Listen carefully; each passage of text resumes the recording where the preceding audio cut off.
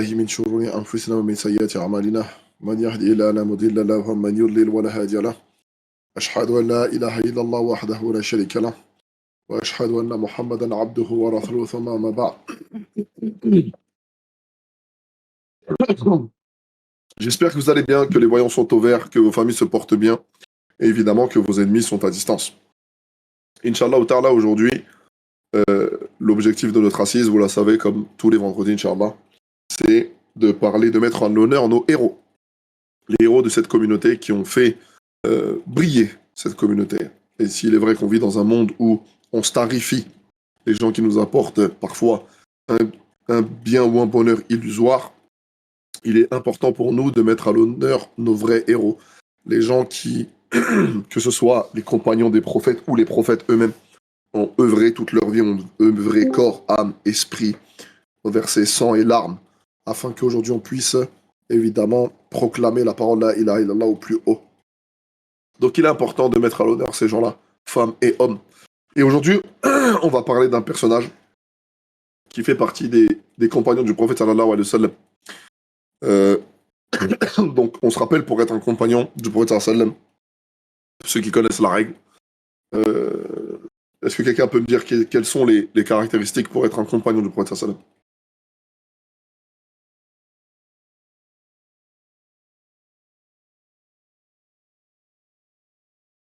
Parlez pas tous en même temps.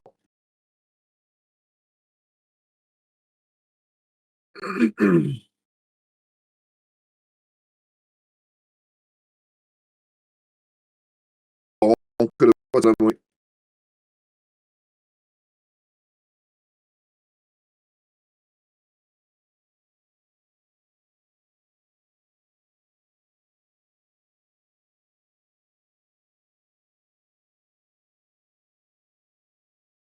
Bénéfice de ces enseignements, ça veut dire quoi? Est-ce que avoir rencontré le prophète sallam, ça suffit? Abu Jahl, est-ce qu'il a rencontré le prophète sallam? Abu Lahab, est-ce qu'ils ont rencontré le prophète sallam? Bien sûr que si, qu'ils l'ont rencontré, Abu Lahab. Donc, évidemment, c'est pas suffisant de le rencontrer. Qu'est-ce qu'il faut? Qu'est-ce qu'il faut? L'accompagner, ça veut dire quoi? Qu'est-ce que veut dire accompagner? Qu'est-ce que veut dire l'accompagner?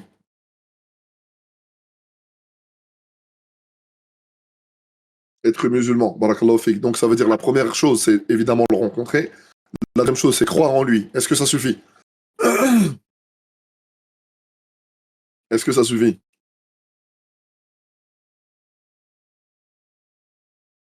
Est-ce que ça suffit?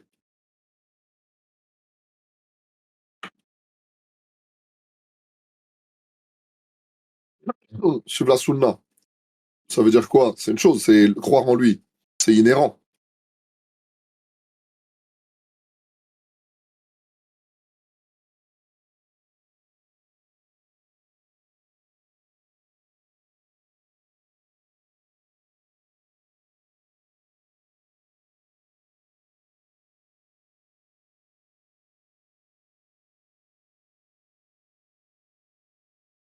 Vous allez me soutenir sur la vie de prophète sallam. Regardez, je vais donner un verset qui va peut-être vous aider.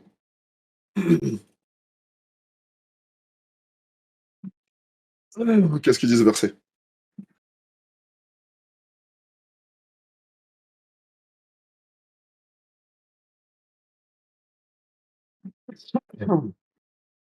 Alors, c'est quoi la dernière condition?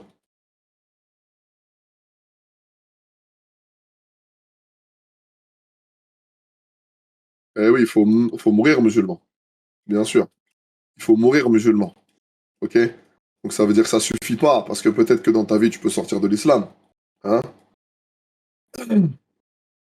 Donc ça, bien joué Kaina. Ça veut dire que ça, c'est... il faut vivre et il faut croire au prophète sallam. D'accord? Évidemment, il faut croire au prophète sallam. Il faut l'avoir rencontré, évidemment, c'est la cause physiquement. Il faut l'avoir, il faut croire en lui, croire en son message, donc être musulman, et mourir dans cet état. D'accord? Mourir dans cet état. Parce que tu peux avoir cru au prophète sallam. Combien de gens après la mort du prophète sallam sont sortis de l'islam, par exemple? D'accord? Donc ça, c'est pas une condition sine qua non pour évidemment, être compagnon. Donc, je répète, la première, c'est croire l'avoir rencontré, croire en lui, parce qu'il y a des gens qui l'ont rencontré, qui n'ont pas cru en lui, croire en lui. Et la dernière condition, c'est de mourir dans cet état, dans l'état de musulmane. Donc, ça fait partie des compagnons, mais donc le personnage qu'on va parler, c'est un compagnon, mais plus que ça encore, il avait la particularité d'être un membre de sa famille. D'accord? C'était son cousin. Il avait la particularité d'être un membre de sa famille. Cet homme-là, il s'appelait Abu Sufyan ibn Harith, un prophète, pardon, un personnage qui est né vers 565. D'accord? Vers 565 à la Mecque. On se rappelle que le prophète sallam, il est né quand? À peu près? Né quand? À peu près? Il est né quand? À peu près? Est-ce que vous savez? 570, barakallahu fik, Titigno. Ok? Il est né vers 570. Il est fils, donc Harith, il est fils de qui? De l'oncle du prophète Mohammed sallallahu alayhi wa sallam qui s'appelle Harith ibn al-Muttalib. D'accord? Parce que son père, comment s'appelle le père du prophète sallam? Comment s'appelle le père du prophète sallam? Exactement, Chris. C'est l'année de Amul Fil. Comment s'appelle le père du prophète sallam? Barakallahu fik. Donc ça veut dire qu'il s'appelle Abdallah. Et Abdallah, lui, il avait un frère qui s'appelait Harith ibn Abdel Muttalib. D'accord? Donc, et ce fils-là, il avait un fils, d'accord, qui s'appelait Abu Sufyan ibn al-Harith. Ibn al-Harith. Donc, c'était le cousin du prophète sallam. Donc, en plus d'être son cousin, il avait aussi cette particularité d'être aussi son frère de lait. D'accord? Il avait aussi cette particularité d'être son frère de lait. Son frère de lait, qu'est-ce que ça veut dire frère de lait? Frère de lait, ça veut dire qu'il a été allaité par la même nourrice. D'accord? Par le même, donc ils ont été le même sein. Ok? Donc à partir de ce moment-là, il a été, donc son frère de lait. Il a été allumé par la même nourrice, cette nourrice qui est très connue, qui s'appelait, comment s'appelle la nourrice du prophète sallam? Halima. Très bien, Halima. Halima. Non, Amina, c'est sa mère. Amina, c'est sa mère. C'est Halima. Ok? Donc, Halima, mais est-ce que c'était sa seule mère nourricière? Est-ce que c'était sa seule mère nourricière? Non, il y avait qui? Ayman, barakallahu fik. Quelle origine elle était? Ayman. C'est ça, c'était une Éthiopienne, d'Abyssinie, barakallahu fik. Donc, elle était de couleur. Elle était de couleur. Ensuite, il y avait qui?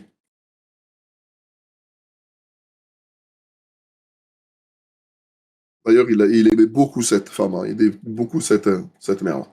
Donc, ça veut dire il y avait Amina, évidemment, il y avait Halima, évidemment, il y avait Ayman, et il y en a une autre.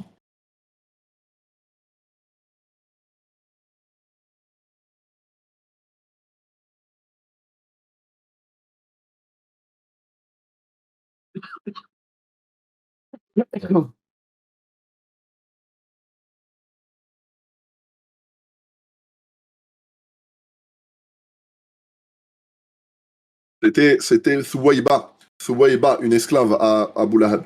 C'était une esclave qui s'appelait Thuwayba. Thuwayba. Donc, quatre mères nourricières. Donc, évidemment, sa mère Amina. Halima, c'était celle qui est la plus connue. On connaît l'histoire avec l'âne, etc., etc. Celle qui l'a tété. Celle qui a vécu le plus longtemps avec lui durant son enfance. Et c'est de elle qu'elle tient le lien de frère de lait avec Abu Sufyan ibn Harith et donc Umaymen, celle d'Éthiopie, d'Abyssinie, et vous avez Thuwayba. Donc, durant toute son enfance, sa jeune enfance, Abu Sufyan et le prophète Mohammed sallallahu alayhi wa sallam, ils étaient très proches parce que justement, en plus d'être cousins, donc ils avaient cette filiation, donc cette filiation directe, ils étaient aussi très proches puisqu'ils étaient aussi frères de lait, mais ils étaient aussi confidents, ils étaient très très proches l'un et l'autre. Et d'ailleurs, il lui ressemblait pas mal, d'accord? Beaucoup de gens le confondaient avec le prophète sallam parce qu'ils avaient les mêmes traits. Sallallahu alayhi wa sallam. Et donc finalement, vu la complicité qu'ils avaient, alors on aurait pu s'attendre, évidemment, on aurait pu s'attendre à ce qu'ils aient quand le prophète sallam, il reçoit le premier verset de Surat 96, quand il reçoit ce verset, on pourrait s'attendre que finalement, bah, ils le suivent tout naturellement. Et c'est malheureusement pas ce qui s'est passé. Mais euh, on va faire on va faire une petite pause justement pour parler de. Allah barakallahu fik avec Flo, pour ta bienveillance. Donc, euh, on se rappelle que le, le, le, le mariage avec le frère de lait ou la sœur de lait, c'est quelque chose qui en l'islam est interdit. D'accord? C'est quelque chose qui en l'islam est interdit. Et ça, on a cette mention dans Surat 4, verset 23, où Allah Azzawajal, il nous dit directement, il dit, vous sont interdits vos mères, vos filles, vos sœurs, vos tantes paternelles, vos tantes maternelles, filles d'un frère, filles d'une sœur, mères qui vous ont allaité. D'accord? Donc ça, c'est de là qu'on sait que, on sort le fait que, évidemment, sœurs de lait, mères, femmes, etc., etc. Donc ça, c'est ce qui montre que, donc, les sœurs de lait, c'est interdit. Les sœurs de lait nous sont évidemment interdits au mariage. Et donc, si elles sont interdites au mariage, donc vice-versa. OK? Donc, euh, euh, il y a, pour que ça compte, il faut qu'il ait, euh, il faut qu'il soit à partir de, ça compte pas à partir de 2 ans. Donc, le prophète sallam, il a dit, l'allaitement ne prohibe ce qui est prohibé par la parenté que ce qui est rassasiant et a lieu avant le sevrage. Donc, ça veut dire que à partir de 2 ans, on compte plus une personne comme un frère de lait. Mais avant, quand il a allaité, avant, c'est compté comme un frère de lait. Le prophète sallam, il dit dans un hadith qui est rapporté par Ad-Darqutni, il dit il n'y a pas d'allaitement au-delà de 2 ans. D'accord? Ça, c'est le hadith qui nous a rapporté. Le prophète sallam, Tirmidhi nous rapporte aussi dans un hadith, par exemple, la chose à appliquer selon la plupart des savants, c'est ce qui nous est expliqué au sujet de l'allaitement, c'est que ça rend le mariage interdit que s'il a été effectué avant les 2 ans. D'accord?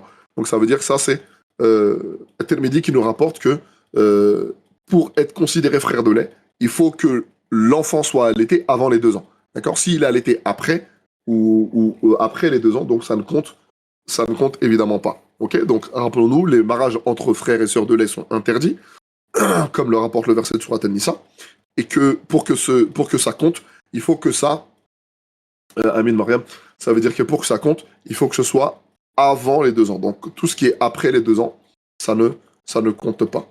Aussi, ce qui est important aussi c'est qu'il y a une divergence entre le nombre de fois. Certains disent que une fois, ça suffit pour être considéré comme frère de lait.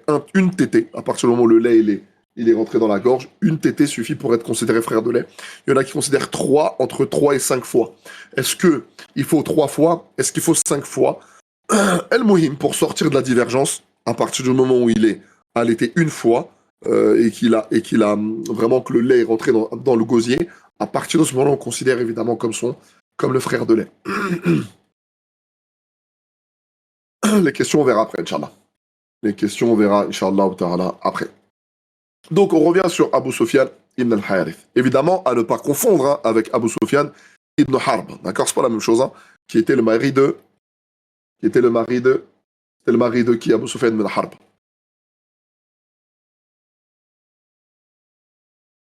Exactement, Maram. C'était le mari de Hind. Il ne faut pas confondre les deux. Donc, vous avez Abu Sufyan ibn al-Harith, qui était son cousin, et vous avez Abu Sufyan ibn Harb, qui était le mari de Hind. C'est lui qui a, donc, d'après ce qui est rapporté, même si l'histoire elle est remise en cause parfois, mais qui aurait mangé le cœur de son oncle Hamza. Euh, donc on revient, donc il était son frère, il était donc son frère de lait. Il lui ressemblait beaucoup, donc physiquement, ils ont grandi ensemble et ils ont vécu longtemps dans le même foyer. Et donc la nature de leur relation, elle était telle qu'ils étaient inséparables. Donc on se rappelle que Prophète Salem c'est comme ça, il a dit les âmes sont comme un seul régiment quand ils se croisent, ils se reconnaissent. C'est-à-dire on est connecté, même si on se connaît pas beaucoup, et ben on a cette alchimie, on a ce truc qui fait que notre relation elle est forte. Donc, quand le prophète sallallahu alayhi wa sallam, il va arriver donc évidemment une péripétie. Cette fameuse péripétie, c'est quand le prophète sallallahu alayhi wa sallam il reçoit cette révélation. Est-ce que c'est quoi la date de la révélation? Quelle est la date de la révélation? Quelle est la date de la révélation? C'est quoi la date de la révélation? Ok, 610, barakallahu fik. Ou à Médine ou à la Mecque? À Médine ou à la Mecque? À Médine ou à la Mecque? Ou à Jérusalem? Évidemment, à la Mecque.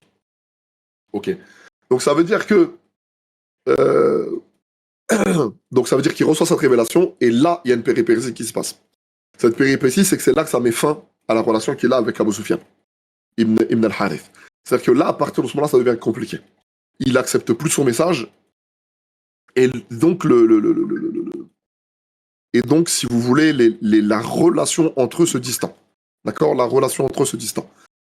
Et c'est là que vous comprenez comment parfois les relations, elles sont très complexes. Quand elles sont basées sur des intérêts, quand elles sont basées sur autres, parfois quand l'intérêt change, quand les intérêts changent, et ben finalement les relations elles peuvent changer. La nature de la relation, parfois elle est liée aussi à l'intérêt. Quand l'intérêt change, la nature de la relation change. Et donc évidemment ça ne lui plaisait pas lorsqu'il a reçu cette révélation, et lui n'a pas cru en lui.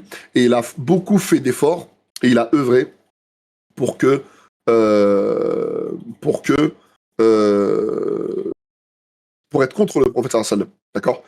Quand il a fini par rendre sa da'wa publique, lui, il a averti tout le monde, d'accord, qu'il euh, il, euh, qu'il allait prêcher une religion, etc., etc., etc. Et donc, à partir de ce moment-là, c'est là où vous voyez quand on commence à appeler les gens vers la vérité, parfois, eh ben, la relation, elle en prend un coup. Et parfois, ça arrive à beaucoup de jeunes, d'accord, surtout les convertis. C'est-à-dire que dès lors que tu commences à embrasser le chemin de la vérité, à partir de ce moment-là, tu commences à avoir des problèmes avec tes parents. Ceux qui ne respectent pas, évidemment. Pour plusieurs raisons. Ça veut dire la première raison, c'est que parfois, peut-être qu'ils en ont peur. Et parfois, par peur, eh ben, la peur fait que finalement, ben, ils veulent que tu t'éloignes de cette religion. Parfois, parfois c'est parce qu'ils détestent cette religion, d'accord, par considération personnelle. D'accord.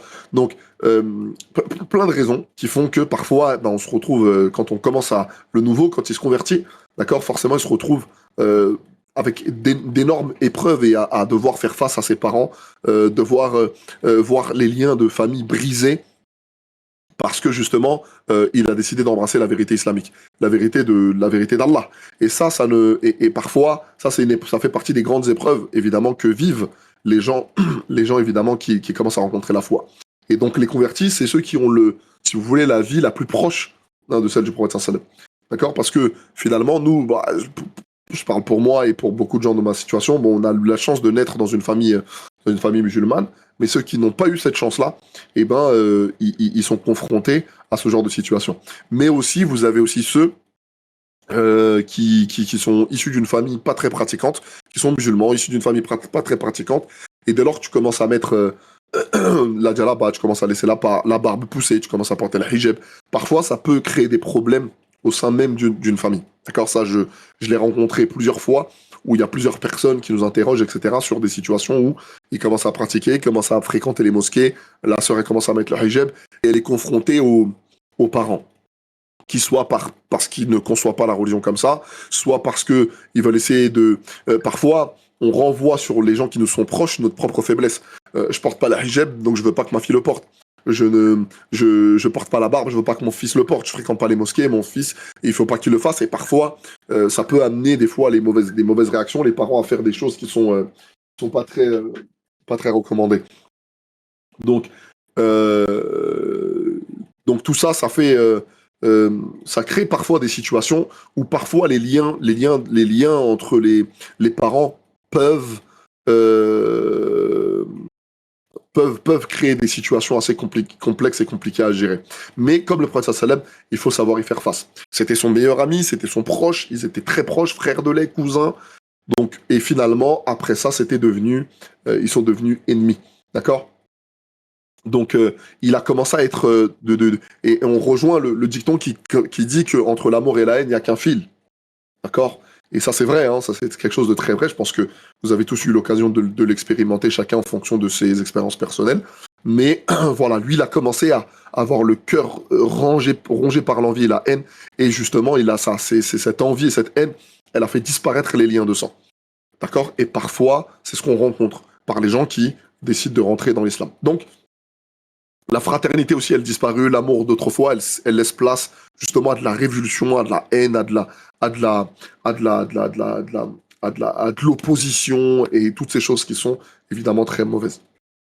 Abu Sufyan, il avait Ibn al-Harith, il avait cette particularité d'être très bon guerrier, très bon cavalier, et aussi il avait le verbe.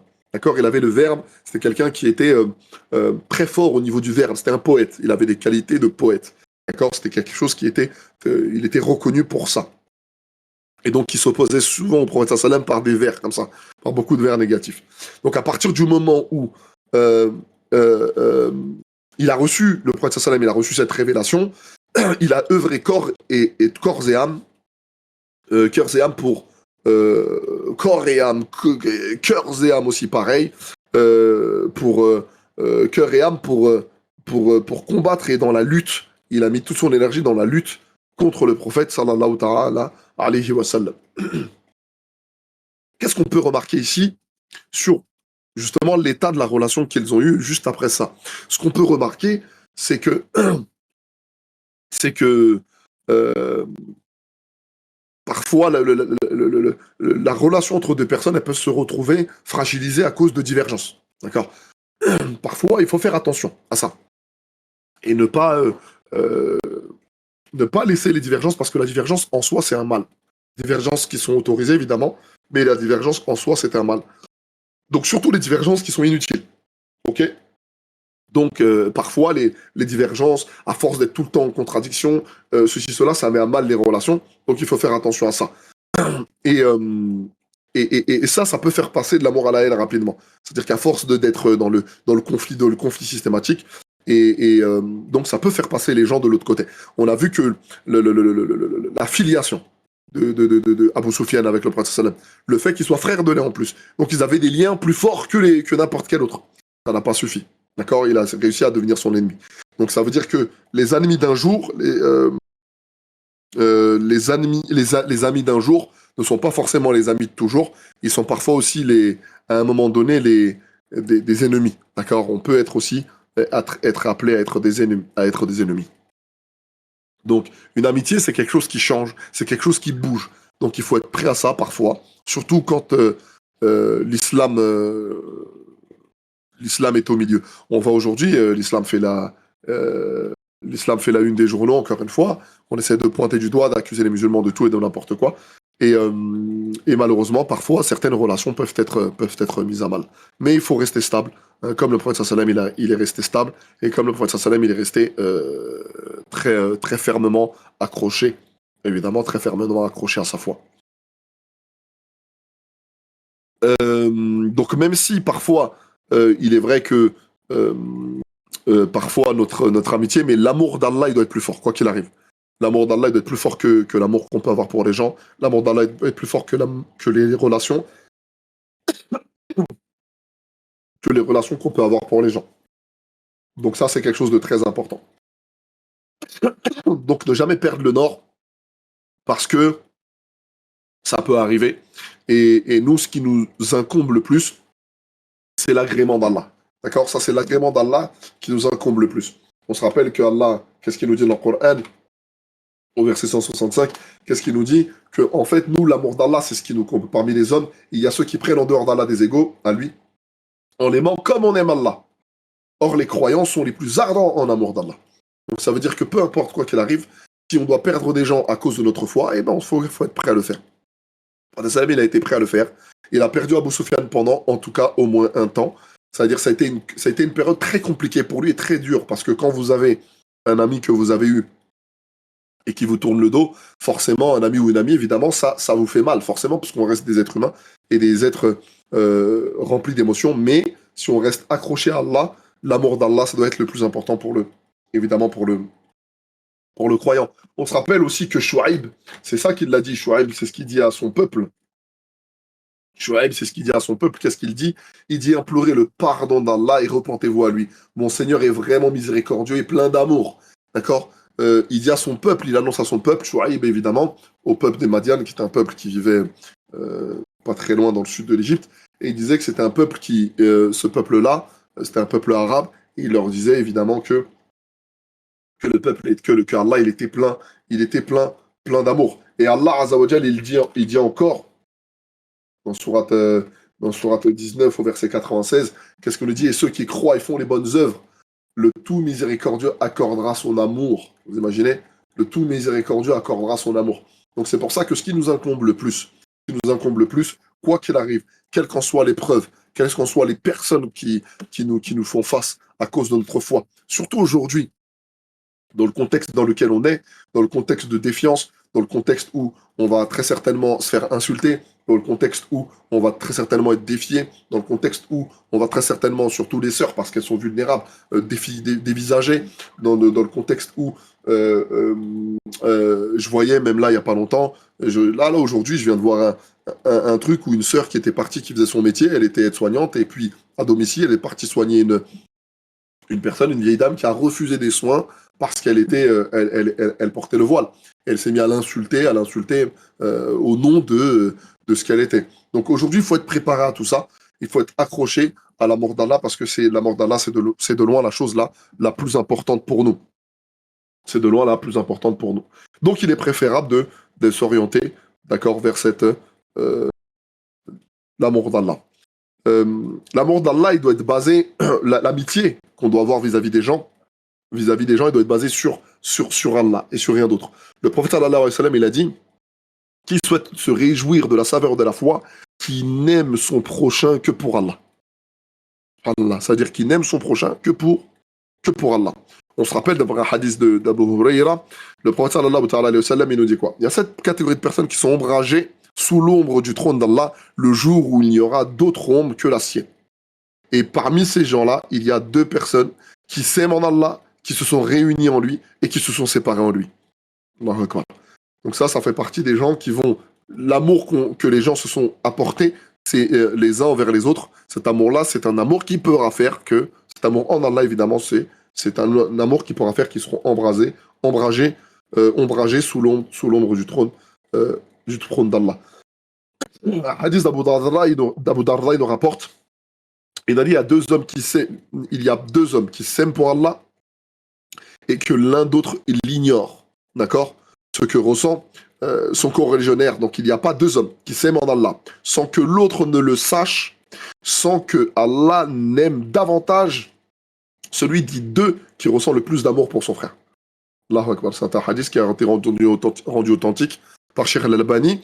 Il nous dit, je répète, quand il y a deux hommes ou deux femmes, évidemment, qui s'aiment pour Allah et que l'autre ignore l'amour qu'il porte pour lui, eh ben Allah aime davantage celui qui ressent le plus d'amour pour son frère.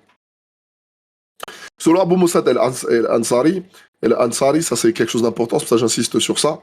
Il il a dit, l'image de l'homme, on l'a vu sur hadith de bonne compagnie, et celle d'image de mauvaise compagnie, l'image de porteur de musc et du forgeron. Le porteur de musc, ou bien te donne du musc, ou bien tu le vends, ou bien tu te jouis de sa bonne honneur. Tandis que le forgeron, eh bien, soit il te brûle ses vêtements, soit tu es nuit par sa mauvaise odeur. Le prophète sallam, on finit par ce hadith, pour l'importance de son ami intime. Il dira, selon Abu Huraira, il a dit, le prophète sallam, il a dit, l'homme a pour religion, il est la religion de son ami intime, qui prenne garde à celui qui prend pour ami intime. Revenons maintenant à Abu Sufyan. Donc après l'avènement du prophète sallallahu alayhi wa sallam, il s'investit donc grandement à la lutte contre le prophète sallallahu alayhi wa sallam. Bataille, torture, persécution. Il a usé même de poésie pour dénigrer le prophète, la personne du prophète sallallahu alayhi wa sallam. C'est-à-dire, il a usé de tout ce qui était en son pouvoir. Imaginez-vous, il s'aimait et du jour au lendemain, la haine, elle a pris le dessus et il a usé tout ce qui était en son pouvoir pour lutter contre le prophète sallallahu alayhi wa sallam. Il a participé à la bataille de Badr et il raconte ce qu'il a vu. Dans un hadith, il dit de retour à la bataille de Badr, Abu Lahab l'appela et lui dit, mon neveu, approche et raconte-nous ce qui s'est passé. Abu Sufyan, il dit, par Allah, dès que nous les avons rencontrés, nous n'avons pas tardé à tourner les talons. Et eux, ils nous tuaient et nous capturaient à leur gré. Mais par Allah, je ne reproche rien aux Quraysh. C'est-à-dire, on a perdu, on a battu en retraite, mais par Allah, je ne leur rien. Il dit parce que nous avons rencontré des hommes blancs enfourchant des chevaux comme des albâtres entre le ciel et la terre. Rien ne les ressemblait et rien ne pouvait les résister. Ça veut dire qu'en fait, il a vu des malaïkas combattre lors de la bataille de Badr. Et c'est Abu Sufyan qui rapporte, puisqu'il a participé à cette bataille. Et lorsque le prophète sallallahu alayhi wa sallam, donc il a combattu comme ça face au prophète sallallahu alayhi wa sallam jusqu'à Yom el-Hunayn, lors de la bataille d'El-Hunayn. Et donc, lors de Fath al-Mekka, Abu Sufyan ibn Harith, il a embrassé l'islam. Donc il était sorti en compagnie de son fils Ja'far. C'est-à-dire qu'après la conquête de la Mecque, à partir de ce moment-là, il a commencé à raisonner un petit peu, il a embrassé l'islam avec son fils. Pardon.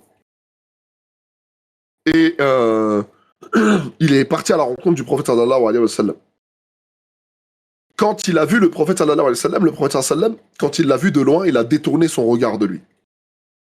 Salama, elle rapporte.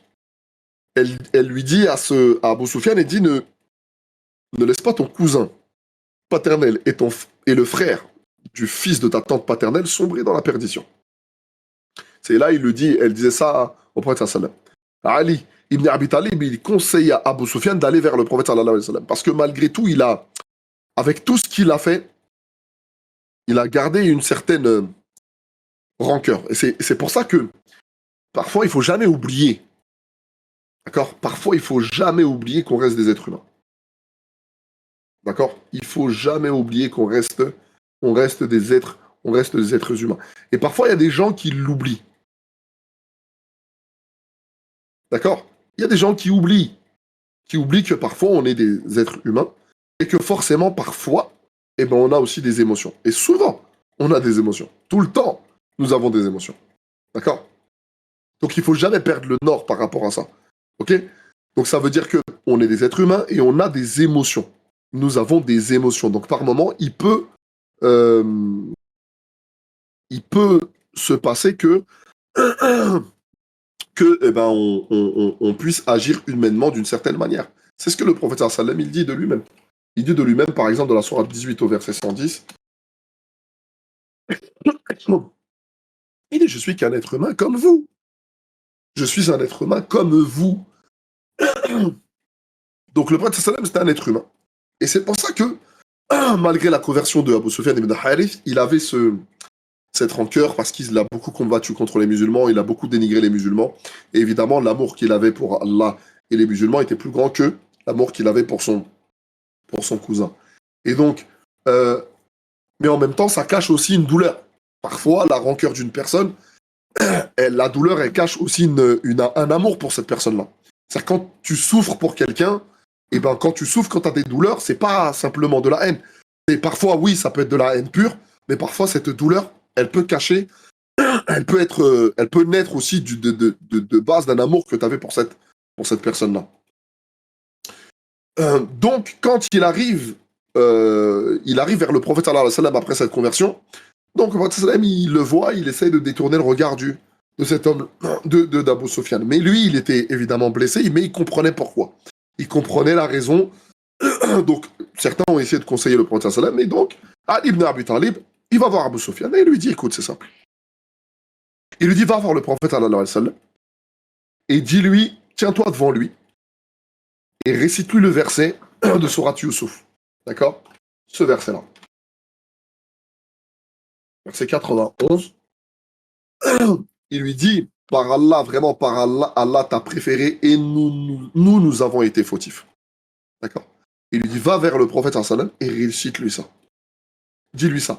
Et il lui dit, t'inquiète pas, le prophète sallallahu alayhi wa sallam, si tu viens comme ça, il a toujours de meilleures paroles à apporter à des personnes qui ont de bonnes paroles, qui viennent vers lui avec de bonnes paroles.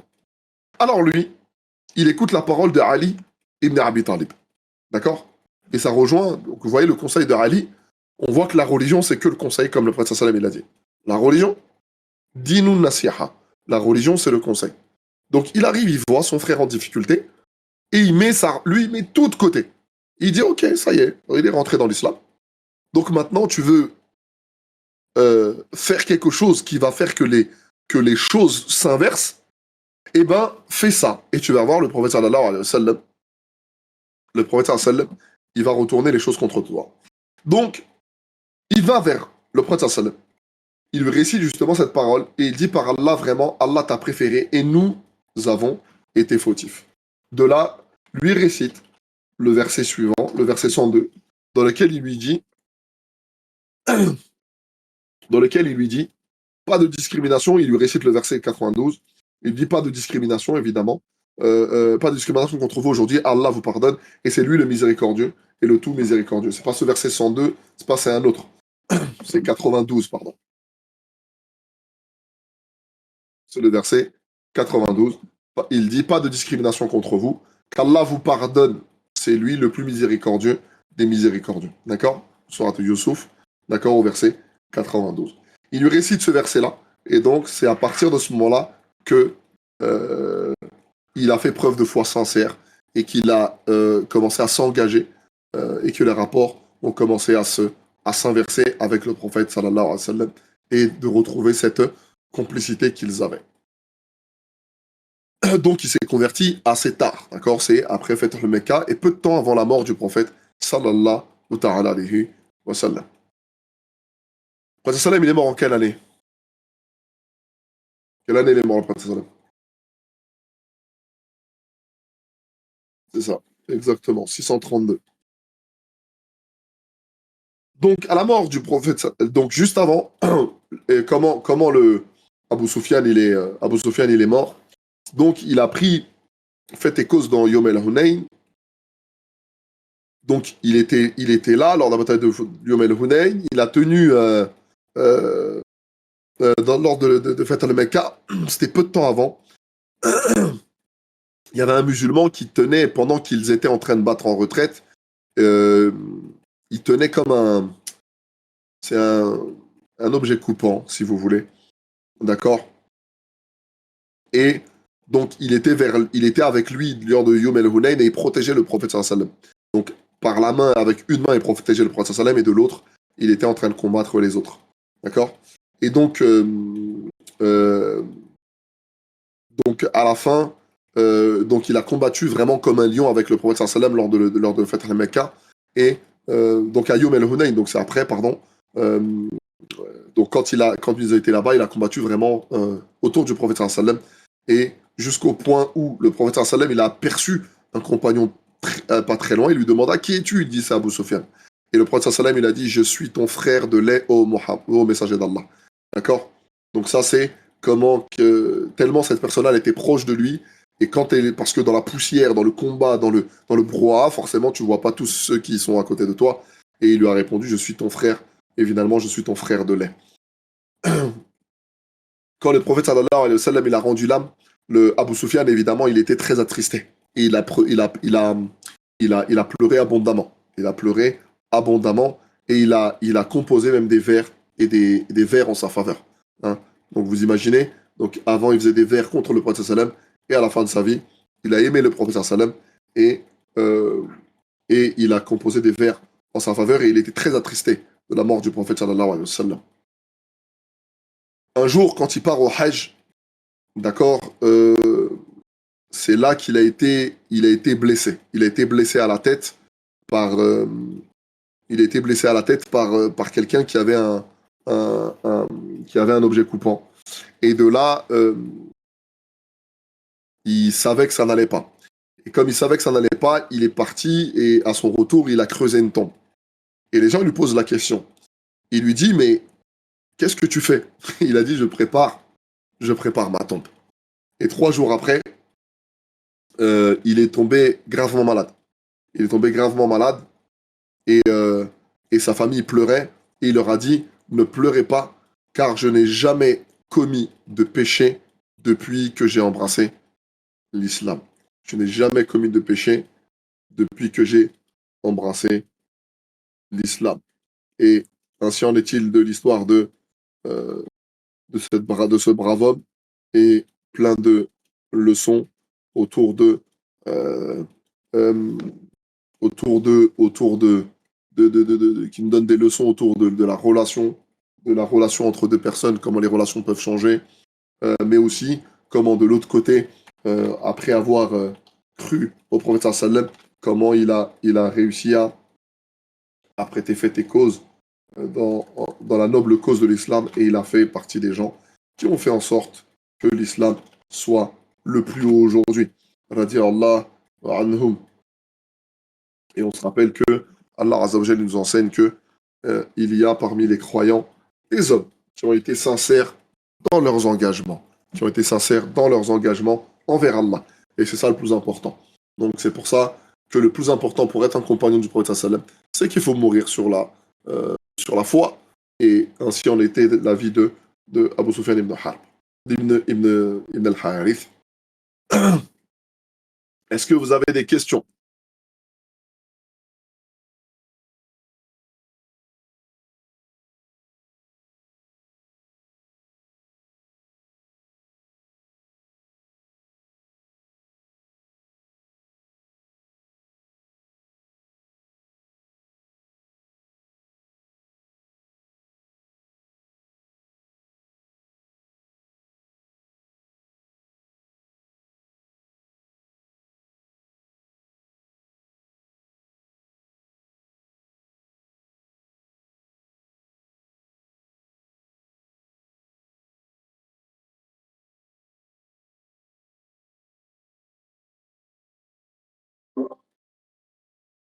Barakallahu fik, Mariam. Si vous n'avez pas de questions, Inch'Allah, on va clôturer, Inch'Allah ta'ala. On va vous laisser vous reposer. Et n'oubliez pas. Salam alaikum.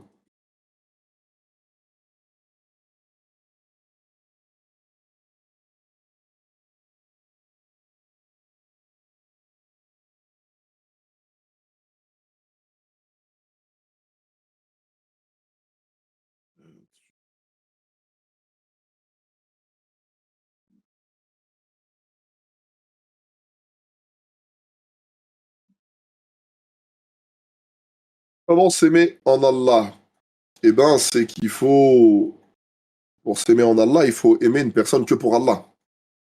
D'accord? Tu l'aimes par rapport à ce qu'elle, tu l'aimes pour Allah, tu l'aimes pas pour toi parce qu'il t'apporte quelque chose, parce qu'elle t'apporte par un intérêt, tu l'aimes parce que c'est une croyante. Déjà, c'est déjà suffisant déjà pour aimer une personne. Le croyant, déjà, il doit aimer son prochain parce que c'est la base. Le prophète sallam, il a dit, vous entrerez au paradis que si vous êtes soumis.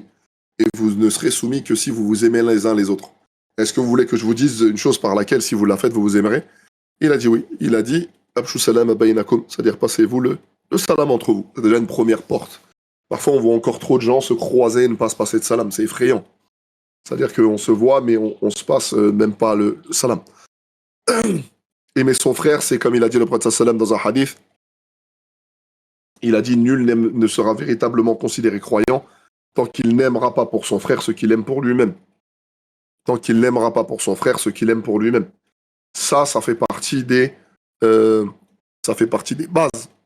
Est-ce que quand tu le vois, tu as envie d'aimer le meilleur, tu veux pour toi, on n'a pas dit le meilleur, mais ne serait-ce que, est-ce que tu veux exactement ce que toi tu veux pour toi? D'accord, ça fait partie d'une base. D'accord, ça c'est une base. D'accord, donc l'amour pour son frère croyant, c'est d'aimer pour son frère ce que tu aimes pour toi-même. Donc, passez-vous le salam que vous connaissez ou que vous ne vous connaissez pas. Donc ça fait partie des choses, des mœurs importantes, hein. Le croyant, il doit passer le salam à celui qui connaît, hein, que celui qui ne connaît pas. Aujourd'hui, on n'est pas assez, on n'est pas assez une umma, c'est-à-dire on est trop, je te connais, je te passe le salam, je te connais pas, je te passe pas le salam. Toutes ces choses-là, ce sont des choses qui font que finalement, on n'arrive pas à trouver cette mahabba entre nous, tu vois. On n'arrive pas à trouver cette mahabba. T'aimes pour Allah, tu détestes pour Allah. Parce que parfois, dans nos relations qu'on a avec une personne, on peut détester, pas pour Allah, mais à cause de quelque chose qui ne nous plaît pas, nous, personnellement. D'accord? Et parfois, c'est peut-être pas des choses qui sont objectives. Est-ce que vous avez d'autres questions?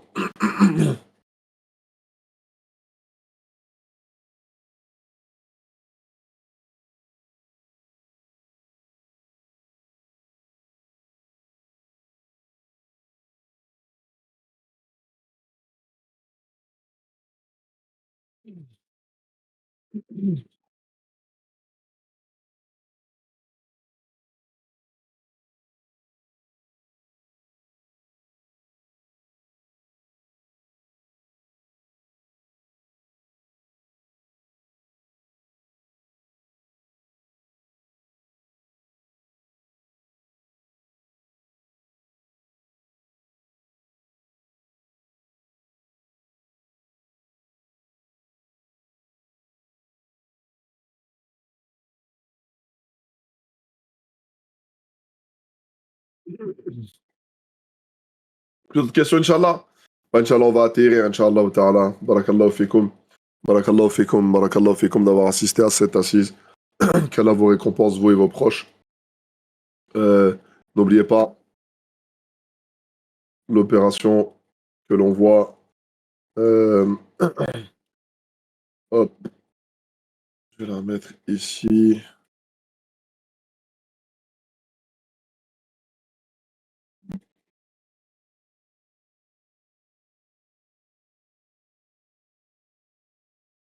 L'opération dernier tiers, hein. Ne l'oubliez pas. D'accord, ne l'oubliez pas. Ne l'oubliez pas. Parce que c'est quelque chose d'important. Hein, c'est quelque chose d'ultra important. Euh, le dernier tiers, on se rappelle hein, comment on calcule le dernier tiers. C'est on prend le Maghreb. Du Maghreb, on va jusqu'à la Fajr. On calcule le nombre de temps qu'il y a. Et on divise en 3. Et on prend un tiers. Et on les retire à l'heure de Fajr. Ça donne aujourd'hui à peu près à 2 heures du matin. D'accord, à partir de 2 heures du matin, puisque le Fajr, il est vers 5 heures. Donc ça veut dire que ça nous donne 5h40 et quelques. Donc ça veut dire que ça nous donne la possibilité de pouvoir permettre faire du bien. Allah Azza wa Jalla, on sait qu'au dernier tiers, il descend. Nouzoul, on rentre pas dans la porte de comment il descend, on n'est pas là pour rentrer dans la polémique. Mais on sait que son Nouzoul, il existe. Et qu'à partir de ce moment-là, on demande à Allah Azza wa Jalla on multiplie les doigts pour nos frères et sœurs qui souffrent dans le monde et notamment dans la situation qui se passe en Palestine. Donc faites beaucoup de doigts pour vous aussi. Ne vous oubliez pas dans votre doigt. Évidemment, cette période-là, elle doit être utile aussi pour vous. Hein, c'est l'heure des braves. On appelle ça l'heure des braves. L'heure des braves, levez-vous. C'est des impulsions, de la carte ou plus si affinité. Mais ne serait-ce que de la carte, c'est déjà quelque chose d'immense. Parce qu'on ne se rend pas compte les trésors que l'on peut toucher avec juste en ayant cette habitude de consulter, de parler à notre Seigneur dans le moment où il est le plus proche de nous. Donc on n'oublie pas, nos frères et sœurs, qu'Allah vous préserve, vos proches, qu'Allah nous pardonne nos péchés, qu'Allah nous améliore, qu'Allah nous fasse comprendre la religion, qu'Allah nous augmente en science, qu'Allah pardonne nos fautes, pardonne nos carences. Et Inch'Allah, qu'il fasse en sorte qu'on se retrouve évidemment au plus haut degré du Jannat al-Fardaus al-A'la. Hein. Hein, on s'appellera le groupe Discord. Le groupe Discord. Inch'Allah ta'ala, qu'Allah vous préserve vos proches. Inch'Allah. On se dit, nous, le week-end, évidemment, restez branchés, restez connectés. Il y aura des trucs. Et nous, on se voit pour notre assise le mercredi de façon sûre, Inch'Allah ta'ala. Qu'Allah vous préserve. سبحانك اللهم وبحمدك أشهد أن لا إله إلا أنت أستغفرك وأتوب إليك سبحان ربك رب العزة عما يصفون وسلام على المرسلين الحمد لله رب العالمين